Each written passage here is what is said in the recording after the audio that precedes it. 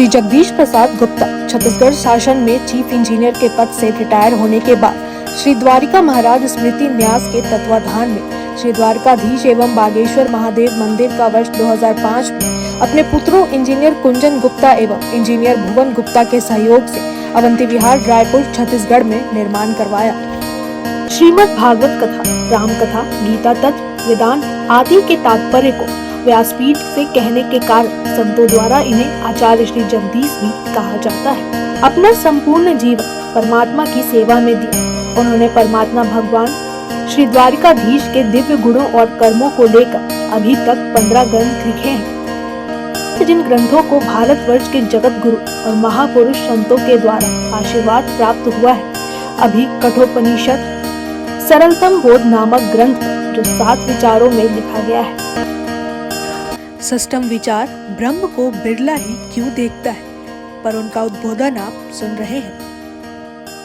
आपका परमात्मा हृदय में बैठा है तो उसका दृष्टा का जो परिचय होता है नेत्रेंद्रिय के रूप में विराजमान माना जाता है। उसको परमात्मा का चूंकि हम महत्व समझ रहे हैं तो परम भागवत श्री सुखदेव जी महाराज ने उनके दिव्य ज्ञान की वजह से हम यहाँ पर इसको अवतरण कर पा रहे हैं कि सूर्य कहाँ से निकलता है और कहाँ अस्त हो पाता है। तो परमात्मा को जानने के प्रयास में हम सभी को आंखें बंद कर केवल ध्यान ही करना होगा और क्या कर सकते हैं। तो आत्मज्ञान हो और नेत्र खुले रहे हो ही नहीं सकता। आत्मज्ञान हो और नेत्र बंद ही होंगे आपके। ये हो जाती है अंतर्दृष्टि। परमात्मा यहाँ बैठे हैं और नेत्र इंद्रिय का अधिष्ठात्र देव यहाँ बैठा है तो वह जो है परमात्मा के साथ ही सापेक्ष होगा, दृश्य से सापेक्ष नहीं होगा। ध्यान दीजिए, आत्मविज्ञान की स्थिति में प्राकृतिक चक्षु का इन आंखों का कोई प्रयोजन नहीं है क्योंकि परमात्मा केवल दृष्टा है। अब सूर्य की गति को थोड़ा संक्षिप्त में समझने का प्रयत्न करेंगे ताकि भगवान की महिमा को गा सके, उसका संकीर्तन कर सके। भूलोक और द्युलोक के बीच में अंतरिक्ष लोक है। अंतरिक्ष भू और द्युलोक का संधि स्थान है, ये हमने जान लिया है। अब आप देखिए, संपूर्ण सूर्य की गतियों से दिन और रात्रि का निर्धारण होता है। आप और सब जब भी जानते हैं संपूर्ण काल चक्र सूर्य देव के रथ के चक्र पर स्थापित है। यह चक्र सूर्य देव के रथ के चक्र पर स्थापित है। सूर्य देव का रथ है और ये चक्र है, चक्र का घूमना। यह चक्र संवत्सर कहलाता है, वर्ण वर्ष कहलाता है। सूर्यदेव के रथ को खींचने वाले 7 घोड़े के नाम जो हैं क्या है? गायत्री, बृहति, उष्णिक, जगती, त्रिष्टुप, अनुष्टुप और पंक्ति। ये वास्तव में छंद हैं। वेद की ऋचाएं इन्हीं छंदों से लिपिबद्ध हैं। इन्हीं के नामों से वेद की ऋचाओं को छंदबद्ध किया गया है। और अरुण देव नाम के देवता 9 लाख योजन चौड़े जुए में जोते जाते हैं। इस प्रकार यह रथ आदित्य देव अथवा सूर्यदेव को ले जाता है। इसलिए जब सुबह सुबह होती लालिमा जो रहती है वह भगवान के सूर्य नारायण के रथ के खींचने वाले उनके सारथी अरुण देव की लालिमा जो है उसके अब निकल आए। अब रथ चल रहा है भगवान सूर्य का। सूर्यदेव के समक्ष सदैव स्तुति करते हुए वालखिल्य नामक 60,000 ऋषि रहते हैं। ध्यान दीजिए, इसलिए जब भगवान की स्तुति हो रही, सूर्य का निकलना वास्तव में भगवान की स्तुति है। जो आप समझिए कि उनके जो घोड़े हैं वह वेदों की ऋचाएं, वेद मंत्रों से और 60,000 वालखिल्य ऋषि नामक ऋषि इसका जो है स्तुति गान करते हैं परमात्मा का। वाह, क्या अद्भुत जो है महिमा है।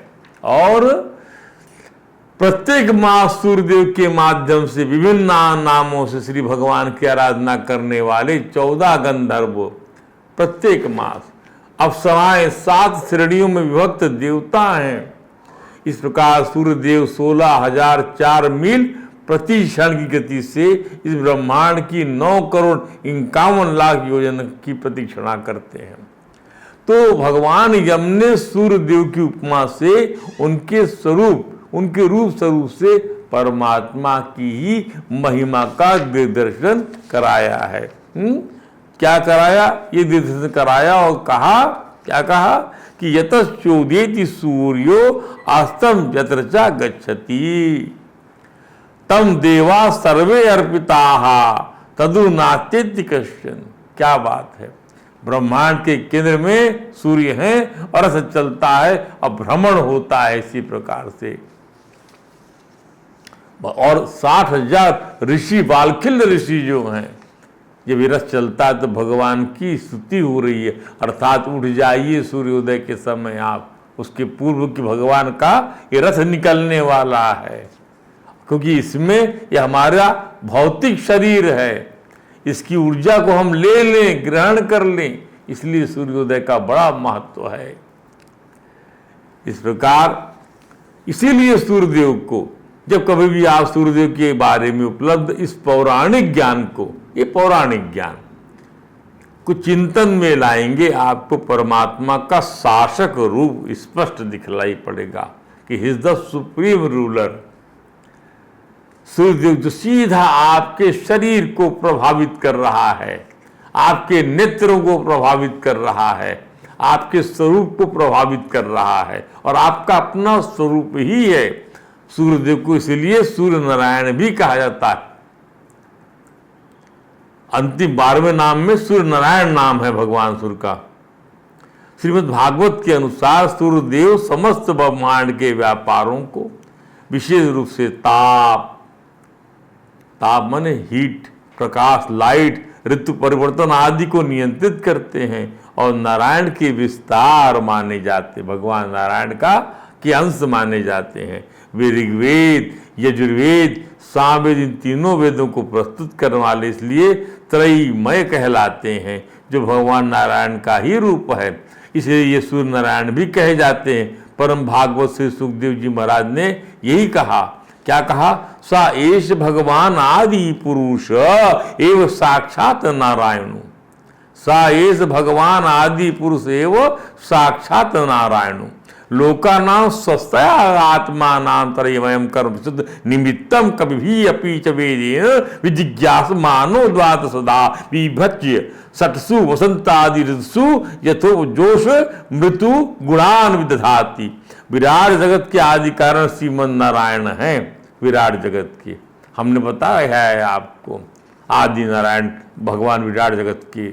वेद विद्वान के लोग जिनकी गति को जानने के लिए उत्सुक रहते हैं, वे साक्षात आदि पुरुष भगवान नारायण ही लोगों के कल्याण और कर्मों की शुद्धि के लिए, लोकानाम स्वस्थय, लोगों के कल्याण के लिए, शुद्धि के लिए ही, कर्मों शुद्धि के लिए अपने वेदमय विग्रह काल को 12 नामों विभक्त कर, बसंत आदि 6 ऋतुओं में 12 नाम विभक्त कर, विग्रह काल के को 12 नाम विभक्त कर, बसंत आदि 6 ऋतुओं में तथा योग्य गुणों का विधान करते हैं। दूसरे शब्दों में वैदिक ज्ञान से भली भांति परिचित महान साधुओं ने परम पुरुष की स्तुति किया और वही संसार का हित करने और कर्मों की शुद्धि के लिए सूर्य के रूप में अवतरित हुए हैं। ध्यान दीजिए, काहे के लिए? कर्मों की शुद्धि और सूर्य के रूप में अवतरित और संसार का हित करने के लिए दी।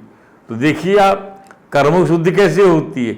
जब स्त्रियां अपने जष्टि के बाद में जल पूजन करती हैं तो सूर्य को अर्घ देने के साथ में ही कर्म की, उनकी उस कर्म की गर्भ से निवृत्त होने के कर्म की शुद्धि होती है। ध्यान दीजिए, तो सूर्यदेव नारायण अथवा विष्णु हैं, समस्त लोगों की आत्मा है भी इस ब्रह्मांड के ऊपरी तथा निचले अर्थात पृथ्वी से नीचे के मध्य और ब्रह्मांड के ऊपरी तथा निचले भागों पृथ्वी तथा द्युलोक के मध्य अंतरिक्ष में स्थित है।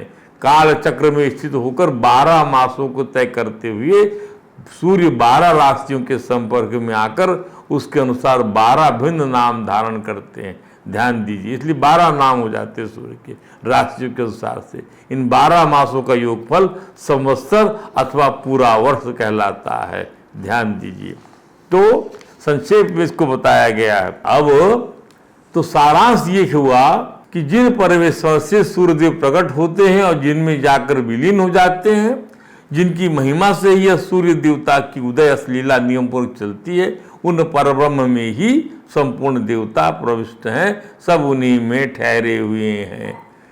अरे सूर्य के सापेक्ष भगवान की महिमा बताई जा रही है।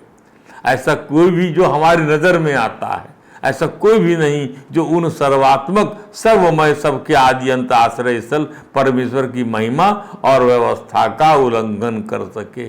कोई उल्लंघन नहीं कर सकता, आपको उठना ही पड़ेगा। कब तक आप सोए रहेंगे? सुबह की प्रतीक्षा सबको रहती है। सर्वतोभाव सभी सर्वदा उनके अधीन और उन्हीं के अनुशासन में रहते हैं।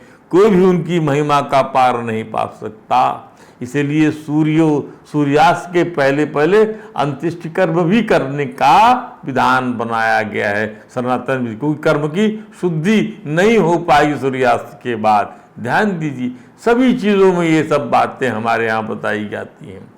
तो भगवान सूर्य का कर्मफलदायक तेज प्रकृति से परे है। उस नारायण ने संकल्प द्वारा अपने दिव्य तेज से ब्रह्मांड की सृष्टि की है, फिर वही अंतर्यामी रूप से इसमें प्रविष्ट होकर अपने विभिन्न शक्तियों से भौतिक सुख की इच्छा रखने वाले जीवों का पालन करते हैं।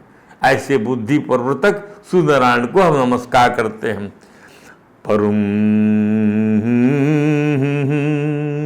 परो रजः सवितुर्जात वेदो देवस्य भर्गो मनसेदं जजान। क्या बात! सुरते सुरेत सादा पुनराविश्चे हंसं द्राणम निषदिंग रामिमाम। ऐसे बुद्धि प्रवर्तक सूर्य नारायण को हम नमस्कार करते हैं। ये श्रीमद् भागवत में इस स्तुति से महाराज भरत भगवान सूर्य की आराधना किया करते थे।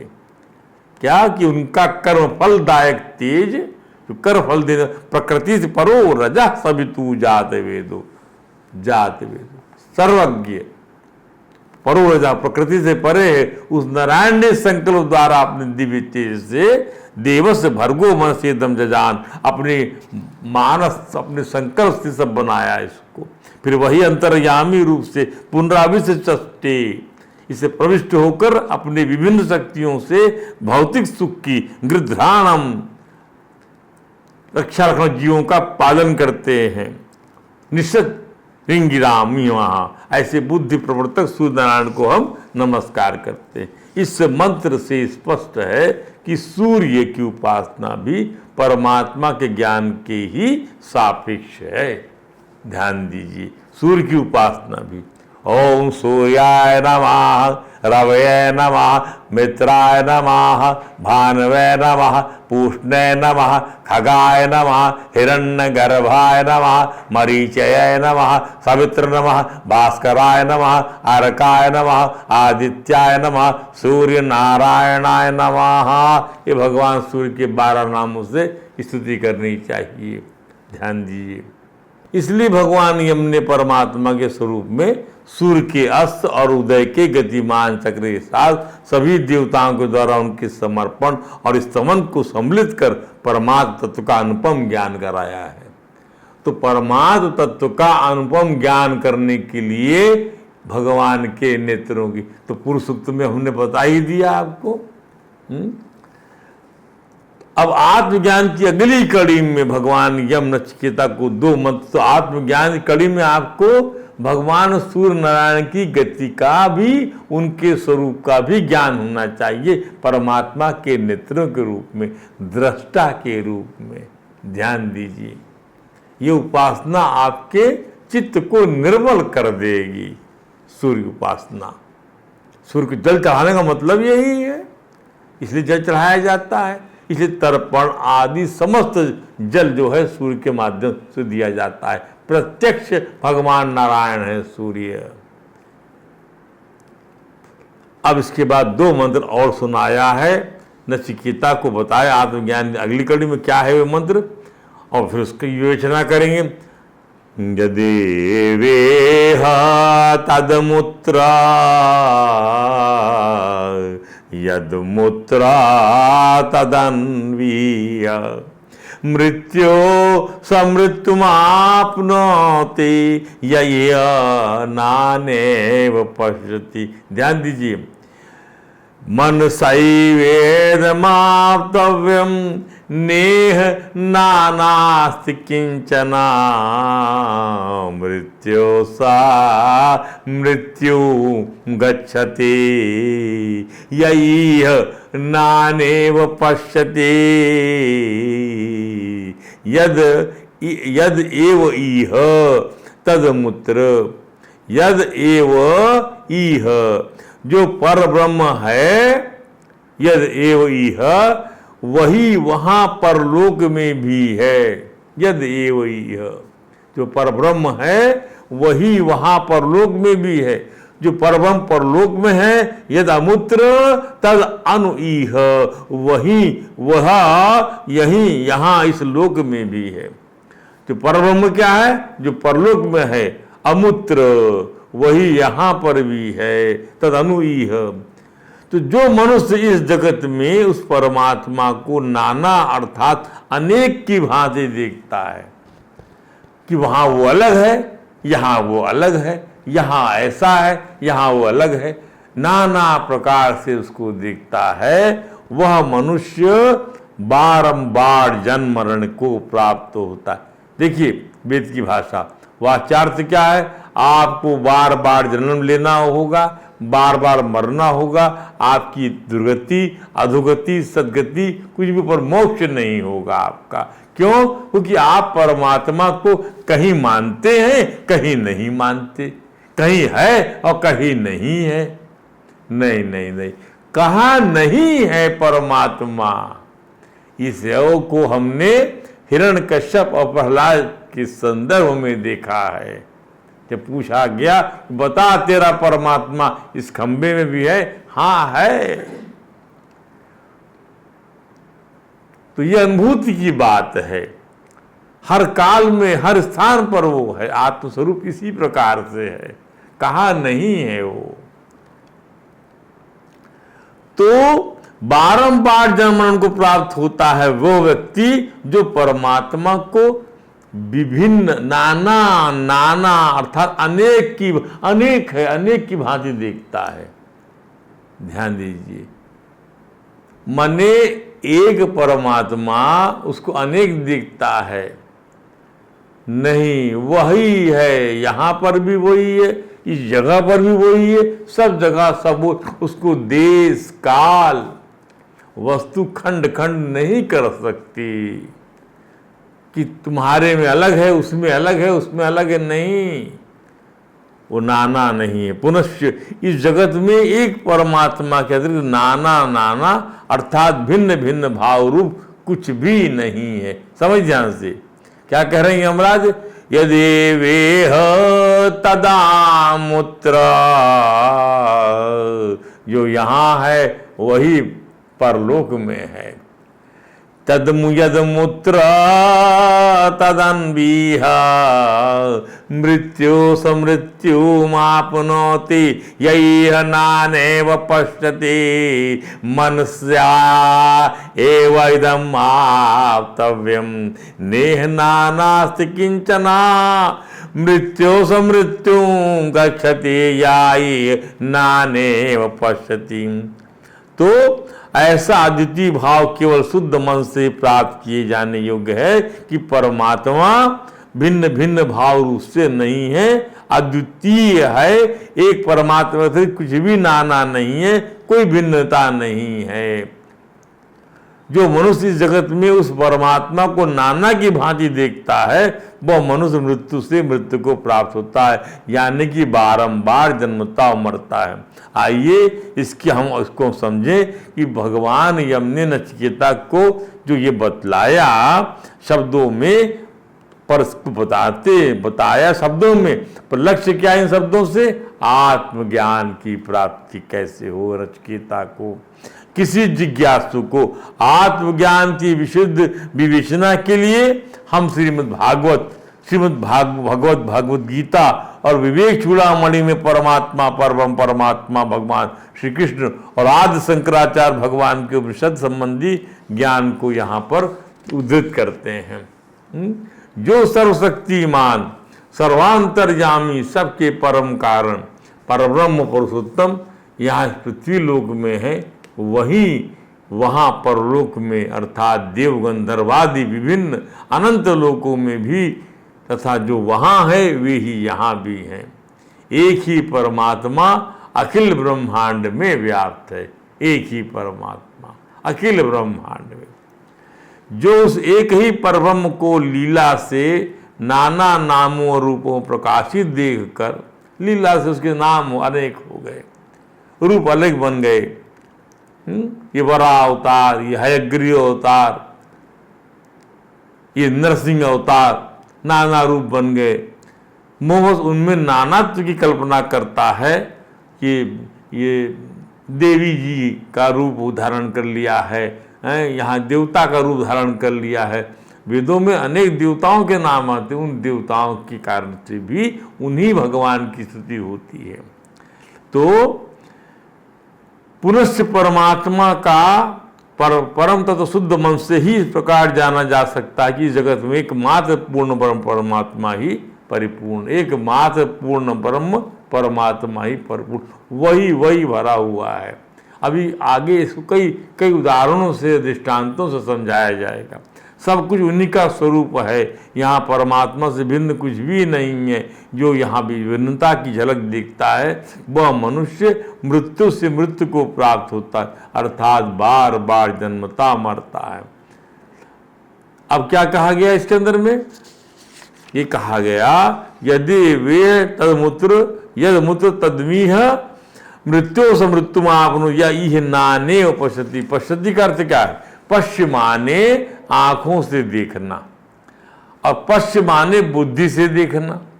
तो भगवान श्री कृष्ण ने अर्जुन को आंखों से भी अपना विराट रूप दिखलाया और बुद्धि से भी दिखलाया कि वासुदेवम सर्वमिति का ज्ञान कराया। आंख से भी दिखला दिया और बुद्धि से भी दिखला दिया।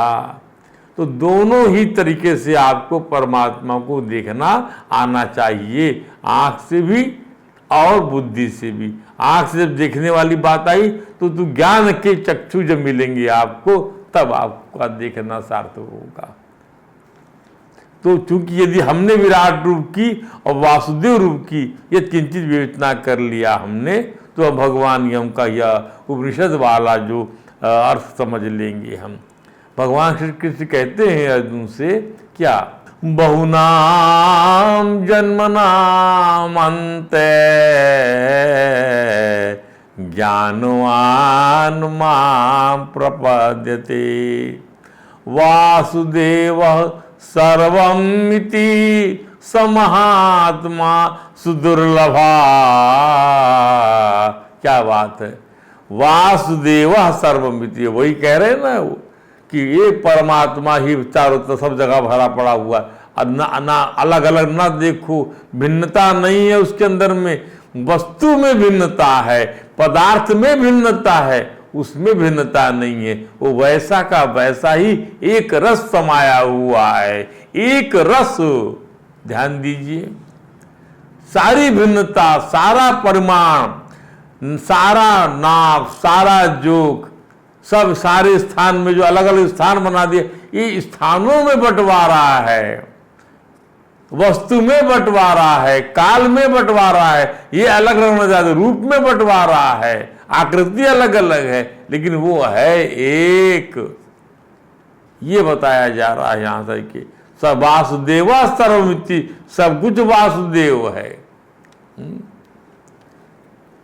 बहुनाम वा बहुनाम जन्मनाम, बहु जन्मों के अंत में जब आप जिज्ञासु से ज्ञानी बन जाओगे तो आप पाओगे कि आपके सिवाय कुछ नहीं है। मत्ता परतरम न अन्यत् किंचित् अस्ति धनंजय। इसी भाषा में भगवान का जो अंश बोलने लग जाएगा तो भगवान उसमें अंतर रहेगा नहीं, वह तद्रूप हो जाएगा, ब्रह्म की सिद्धि हो जाएगी, ब्रह्मभूत हो जाएगा वह जिज्ञासु। तो बहुत जन्मों के अंतिम जन्म में अर्थात मनुष्य जन्म में सब कुछ परमात्मा ही है, इस प्रकार जो ज्ञानमान मेरे शरण होता है वह महात्मा अत्यंत दुर्लभ है। संतों की वाणी में और शास्त्रों में आता है कि मनुष्य जन्म केवल अपना कल्याण करने के लिए मिला है। मनुष्य जन्म काहे के लिए मिला है? अपना कल्याण करने के लिए, विषयों का सुख भोगने के लिए तथा स्वर्ग की प्राप्ति के लिए नहीं। जैसा कि मानस में लिखा है गोस्वामी जी ने, यही तन कर फल विषय न भाई, यही तन कर फल। इस तन प्राप्त करने का फल विषय भोग नहीं है, स्वर्ग स्वरूप अन्य दुखदाई, और स्वर्ग की प्राप्ति के लिए नहीं है। स्वामी राम सुखदास जी महाराज बताते हैं कि यह मनुष्य जन्म संपूर्ण जन्मों का आदि जन्म भी है और अंतिम जन्म भी। क्या बात है! यह आदि जन्म भी है और अंतिम जन्म है। संपूर्ण जन्मों का आरंभ मनुष्य जन्म से ही होता है। संपूर्ण जन्मों का आरंभ मनुष्य जन्म से ही होता है। ध्यान दीजिए, अर्थात मनुष्य जन्म में किए हुए पाप समझिएगा 84 लाख योनियों और नरकों को भोगने पर भी समाप्त नहीं होते। मनुष्य जन्म में किया हुआ जो कुछ भी पाप कर्म है 84 लाख योनियों और नरकों को भोगने पर भी समाप्त नहीं होते। इतना बड़ा संचित कर्म फल का कोश है अनित्य। इसलिए इस योनि का उपयोग यदि सही नहीं किया गया तो आपको कल्प से कल्प, जब जब भी ब्रह्मा सृष्टि बनाएंगे तब तक आपको नए नए रूपों में आना पड़ेगा अपने कर्म फल का भुगतान चुकाने के लिए।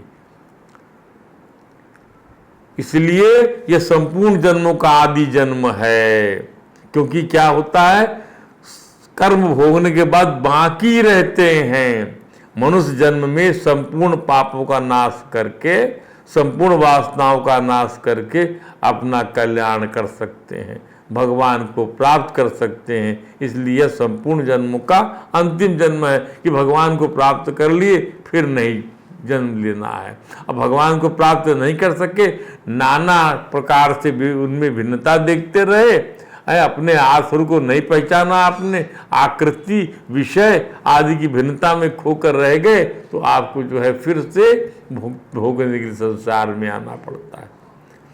हम वासुदेव सर्वम इसलिए कहा, हम जानते कि महासर के आदि में एक भगवान ही अनेक रूपों में खो जाते हैं। ध्यान दीजिए, महासर्ग के आदि में एक भगवान ही अनेक रूपों में।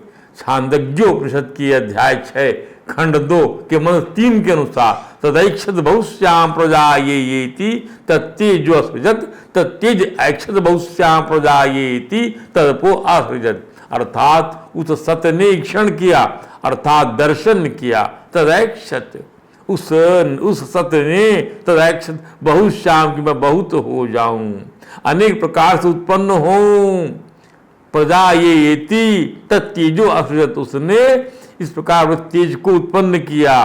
तद तेज अक्षत बहुश्याम, उस तेज ने क्षण किया कि मैं बहुत हो जाऊं, नाना प्रकार से उत्पन्न हो। इस प्रकार उसने जल की रचना किया। तद अपो आश्रित, अपो माने जल सृजत किया, मैं बहुत हो जाऊं। उस जल ने क्षण किया हम बहुत हो जाएं, अनेक रूप से उत्पन्न हो। उसने अन्न की रचना की, इसी से जहाँ कहीं वर्षा होती है वहीं बहुत सा अन्न होता है। ध्यान दीजिए, वह अन्नाद्य जल से उत्पन्न होता है।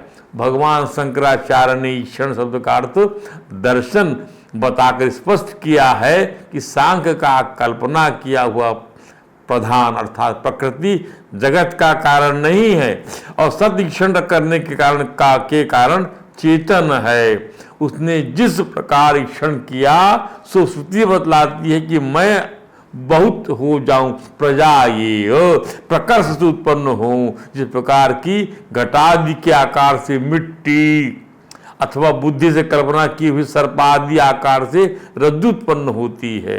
ध्यान दीजिए, इस प्रकार हमने समझा कि कैसे अनेक अनेक हो गया, एक नाना हो गया। जब यह ज्ञान हो जाता है कि हम नाना की भांति क्यों समझते हैं, नाना की भांति क्यों दर्शन करते हैं, जब परमात्मा स्वयं अपने को ही नाना देखता है, बहुत देखता है, तब हम उस परमात्मा के बनाए संसार के नाना रूपों में उसी एक को क्यों नहीं देखते।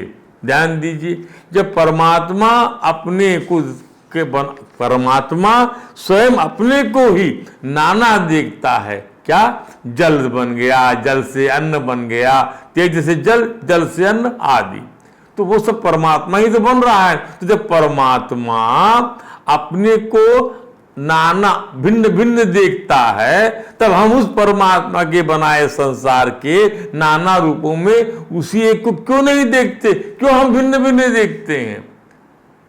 ध्यान दीजिए, परमात्मा अपने को अनेक देख रहा है और हम जो परमात्मा के बनाए संसार में अनेकता को देख रहे हैं, उसको नहीं देख रहे हैं। तो ये जो विपर्य हमको होता है, जो भ्रम हमको होता है, यही हमको आत्मज्ञान की तरफ बढ़ने से रोक देता है। भगवान यम इस प्रश्न को लेकर ही तो आगे बढ़े हैं। यदि मनुष्य जगत को नाना अर्थात अनेक रूपों समझना चाहेगा और एक परमात्मा को ही नहीं देखेगा, शून्य ही शून्य एक लगाइए, उसके बाद जितने शून्य लगाना है तब ना महत्व होगा संख्या का। अब आप एक हटा दीजिए तो कोई महत्व ही नहीं है उसका, 0/सन्नाटा है। तो वह बारंबार नाना देखने संसार चक्र में वो ये शून्य ही शून्य उसको मिलेगा, शून्य ही शून्य उसको मिलेगा, परमात्मा को नहीं देख रहा है। तो मैया देवकी ने भगवान श्री कृष्ण को अपने पुत्र रूप में देखकर बड़ी सुंदर स्तुति किया है, जो हम गाते हैं, हम भी कहते हैं उसी स्तुति को। क्या कहते हैं, क्या कहा मैया ने?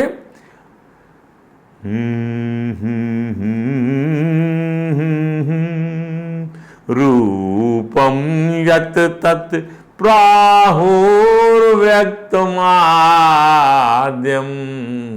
ब्रह्म ज्योति निर्गुणम निर्विकारम सत्ता मात्रम निर्विशेषम निरीहम सत्वं साक्षात् विष्णु आध्यात्म दीपः नष्टे लोके द्विपरार्धावसाने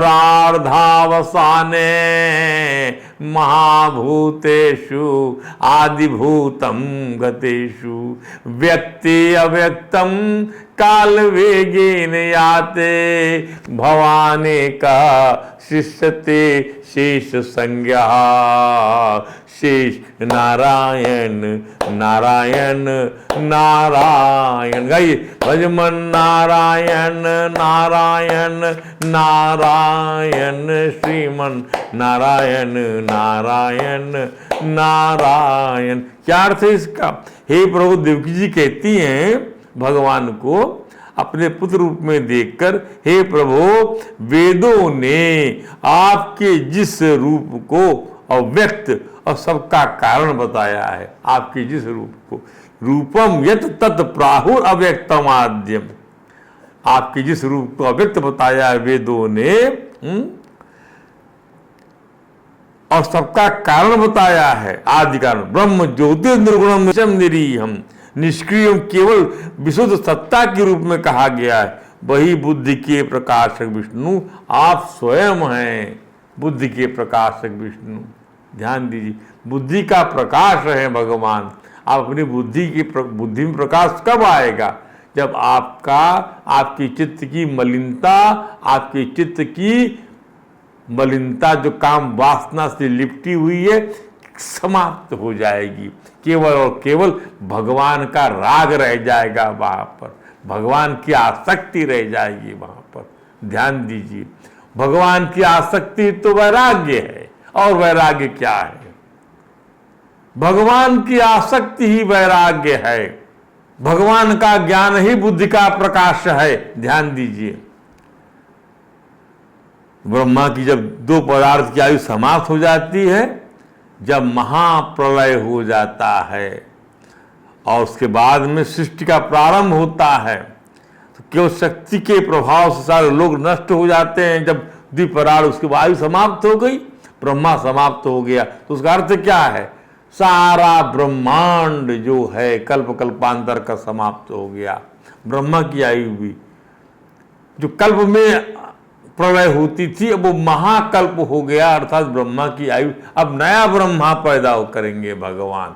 ध्यान दीजिए, पंच महाभूत अहंकार में ऐसे जो है लोग नष्ट हो रहे हैं। जो पंच महाभूत बने, ये जितने बने हुए हैं, क्षिति जल पाव गगन समीरा, ये अहंकार में विलीन हो गए। अहंकार महतत्व में चला गया, लीन केवल महतत्व प्रकृति में लीन हो जाता है। उस समय हे प्रभु एकमात्र आप ही शेष रह जाते हैं। इसलिए शेष नारायण, शेष नारायण, शेष नारायण, नारायण नारायण, भवान एकः शेष नारायण, भवान एकः शिष्यते।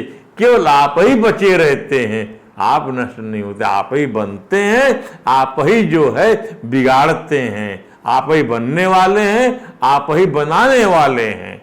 आप एक हैं। नाना रूपों से हम अलग सत्ता समझ के हम उसी मोह जाल में फंस के हमेशा जो है रास्ता हमारा बदल जाता है, हम भ्रमित हो जाते हैं, मोह जाल में फंस जाते हैं। तो यहाँ सत्ता शब्द आया है परब्रह्म के लिए।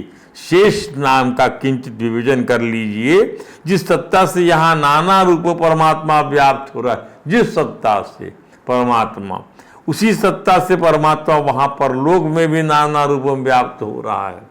रूपात्मक प्रकृति में उसी एक अद्वितीय सत्ता को देखना चाहिए।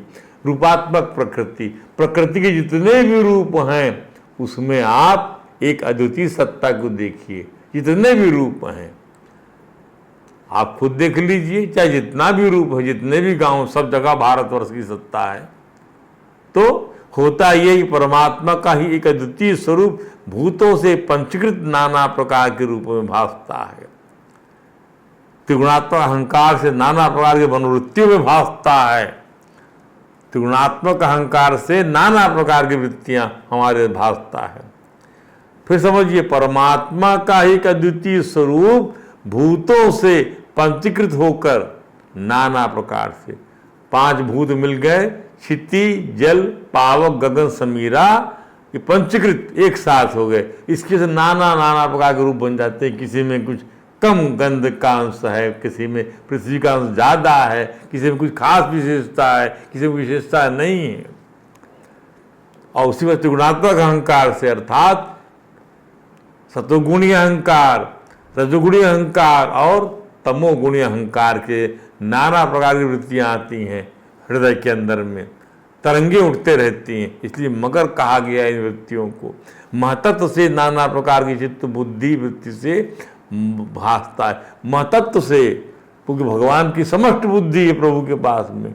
जिसके पास जितनी बुद्धि है वो महतत्व से, समष्टि बुद्धि से आप व्यष्टि की बुद्धि आप लगाते और अपनी बुद्धि को मान, जो मैं कहता हूँ वो सही है और जो कहता है वो सही है, वो कहता है वो सही है, तो ए सही, बी सही, डी सही, डी सही, ये अर्थ क्या है? तो वो समष्टि बुद्धि से सबको छोटी छोटी चीजें प्राप्त हुई है। आनंद लीजिए इस चीज का। इसको जो है शेष आपको कल सुनाएंगे। आज यही विश्राम देते हैं।